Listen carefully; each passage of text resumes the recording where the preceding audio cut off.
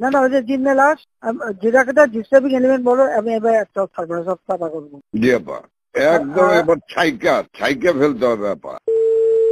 Hello আপা, বলো কি? ওই যে তালিকাটা তৈরি করতে বলছেন, একটা তালিকা তৈরি করছি, রেডি হয়ে গেছে। আমি আপনার কাছে আজকে হ্যান্ড ওভার করবো, আপনি পিএমও থেকে ফেরার সময়, বুঝলে? হ্যাঁ ঠিক আছে। আর আপা একটা বিষয় একটু বলি, আমু ভাই 14 দলের মিটিং ডাকছে তার বাসায়, তো আমি যাব, আমাকে যেতে বলছে। যাবা? আচ্ছা যাও। জি, কারণ সেদিন তো এটা খুব আমাদের ভালো হয়েছে, ওদেরকে ইনভলভ করে যে করলাম না, নাহলে তো মানে এটা একটা বিশাল কাজ হয়েছে আপা। এবং তাদেরকে ওই সময়টাই কারফিউর কথা সিদ্ধান্ত নেওয়ায় ব্যাপারটা খুব ওভারঅল হয়ে গেছে, খুব ঐতিহাসিক ভালো কাজ হয়েছে। ওই তাদের গিয়ে একটা মেসেজ দিচ্ছে সবাইকে যে যা কিছু আছে সব তো বঙ্গবন্ধুর কথা এখন নকল করে। জি জি। বাংলাদেশ সীমান্তবর্তী এলাকায় ভারতের উত্তর পূর্বাঞ্চলীয় রাজ্য আসামে বসবাসকারীদের আগ্নেয়াস্ত্র রাখার অনুমোদন দিয়েছে দেশটির বিজেপি সরকার। বলা হয়েছে, অরক্ষিত বা প্রত্যন্ত অঞ্চলে বসবাসরত নাগরিকদের আত্মরক্ষার জন্য এই লাইসেন্স দেওয়া হয়েছে।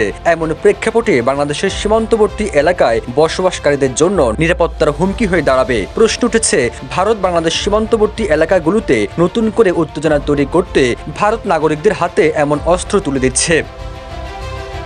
বাংলাদেশের আর কোনো নেতাকে ছাড় দেওয়া হবে না। ডক্টর ইউনূস বলেন, বৈষম্য বিরোধী সেই ছাত্র নেতারা বলেন, যাদের কারণে শেখ হাসিনা বাংলাদেশ থেকে পালিয়ে ভারতে চলে গেছে, তাদের কাউকে আর ছাড় দেওয়া হবে না। জাতীয় পার্টি হয়েছে একটি জিন্দা লাশ, তারা কি করবে? সুপ্রিয় দর্শক শ্রোতা, বাংলাদেশের প্রত্যেকটা মানুষের লিস্ট করা হচ্ছে। কাদের লিস্ট করা হচ্ছে? যাদের কারণে শেখ হাসিনা বাংলাদেশ থেকে পালাতে বাধ্য হয়েছেন। শেখ হাসিনা সেই ভারতে বসে বাংলাদেশের এই সমস্ত লোকদেরকে গুলি করে মারবে, এমনই একটি কল রেকর্ড সেই মাফিয়া খুনি শেখ হাসিনার এবার ভাইরাল হয়েছে। সেই কল রেকর্ডের মাধ্যমে চাঞ্চল্যকর তথ্য এবার বেরিয়ে এসেছে। সুপ্রিয় দর্শক শ্রোতা, আজকের ভিডিওটি দেখলে আপনার গায়ের পশম দাঁড়িয়ে যাবে। একজন মাফিয়া, একজন খুনি বাংলাদেশটাকে ধ্বংস করে দেওয়ার পরেও এখনো ভারতে বসে বাংলাদেশের বিরুদ্ধে ষড়যন্ত্র করা থামেনি। সুপ্রিয় দর্শক শ্রোতা, সম্পূর্ণ ভিডিওটি থাকবে আজকের এই ভিডিওতে। অবশ্যই জনস্বার্থের জন্য হলেও আজকের এই ভিডিওটি একটু আপনার সোশ্যাল মিডিয়াতে শেয়ার করে দিন। সুপ্রিয় দর্শক শ্রোতা, বাংলাদেশ এবং ভারতের সীমান্ত এলাকায় ভারতের অস্ত্র সহকারে তাক করে থাকতে হবে, এমনই বার্তা দিয়েছে এবার ভারতের সরকার। সুপ্রিয় দর্শক, সব কিছু মিলিয়ে আজকের এই ভিডিওতে খুবই চাঞ্চল্যকর তথ্য থাকবে। অবশ্যই সম্পূর্ণ ভিডিওটি দেখতে থাকুন। দর্শক শ্রোতা, কে কোন জেলা থেকে আজকে আমাদের এই ভিডিওটি দেখছেন অবশ্যই কমেন্টসের মাধ্যমে জানিয়ে দিন। দয়া করে আজকের এই ভিডিওটি আপনার সোশ্যাল মিডিয়াতে শেয়ার করে দিন। চ্যানেলে যদি নতুন হয়ে থাকেন, প্রতিনিয়ত সবার আগে আপডেট নিউজগুলো পেতে আমাদের এই চ্যানেলটি সাবস্ক্রাইব করে রাখুন ও একটি লাইক দিয়ে দেখতে থাকুন সম্পূর্ণ ভিডিওটি। থাকবে না? জি হ্যাঁ, এটা সবাইকে বলছি। এখন তো তোমার, আমি একটা কথা বলি, তোমার এই যে বিহারি, তুমি আমাকে যেটা বলবো সত্যি কথা বলবো। জি বলবো। তোমার ওই মোহাম্মদপুরে যে বিহারি পড়ছিল, ওদের ভূমিকাটা কি? ওদের ভূমিকা ভালো আপা, শুধু এখানে সেন্ট্রাল কমিশনার আছে একটা, এই যে কালপিট জাতীয় পার্টির, হ্যাঁ ও একটা কালপিট, ওর সঙ্গে কয়েকটা ছেলে আছে জাতীয় পার্টির সঙ্গে, ও তো ওই এলাকার কাউন্সিলর, ওর কাছ থেকে বেনিফিট নেয়। এই ছেলে, এই গুটি কয়েক ছেলে, ধরেন 15-20টা ছেলে, তারা সব আমাদের সেন্টু হলো সমস্ত রুট, মানে রুট অফ অল ইভিল। আর এছাড়া আমার মোহাম্মদপুরের সব ঠিক আছে, শুধু পল্লবীটা ডিস্টার্ব।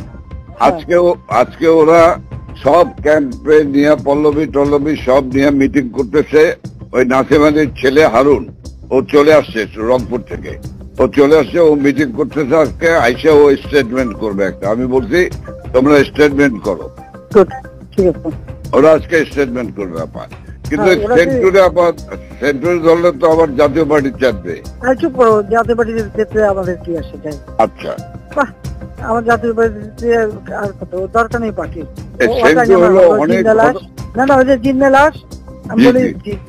যেটাকে ডিস্টার্বিং এলিমেন্ট বলো, আমি এবার একটা সব সাফা করবো। জি আপা, একদম এবার ছাইকা ফেলতে হবে আপা। আমি তো বলছি ওই যে কুইল বস্তিতে সবগুলি যে ওখানে ঠুসে ওখানে থাকে, তোমার এই বিহারি বস্তিতে থাকে, আবার কিছুই না, সব জায়গায় একটু সার্চ করো। জি আপা, সার্চ করা, জি আপা, ব্লক রেড করতে হবে, চিরুনি অভিযান। সেটাই চলতেছে এখন, সেটা চলতেছে, কিন্তু শেষ হতেছে। জি আপা, বাসটি যেমন বিনতি, বাবরে বাবা। আর আমি ওইটা খবর নিয়ে আজমের কাছে খবর নিয়ে আমি আপনাকে জানাচ্ছি। শব্দ দিক থেকে নাই। হ্যাঁ, তুমি আমাকে ওইটা জানাও, ওইটা খুব জি দরকার। হ্যাঁ, জি আপা, আচ্ছা। জি আপা, ওই আজকে কি ঢাকায় সব জায়গায় মিছিল, কারফিউ শিথিলের সময় মিছিল করার নির্দেশ দিচ্ছেন?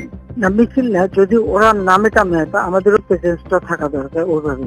জি, কিন্তু মিছিল কি করার করবে? না না না না না, মিছিল করবে না। তাহলে মহানগর থেকে নির্দেশ দিয়ে দিয়েছে সব ওয়ার্ডে সব জায়গায় মিছিল করার জন্য, তাহলে এটা বন্ধ করাই না? দাও, কে ওদেরকে কে বলছে মিছিল করতে? ওদেরকে মহানগর থেকে বলছে। মহানগর কে বলছে? তো মহানগরে কেউ না কেউ বলছে তো। জি জি সেটা একটু জিজ্ঞেস করো তো।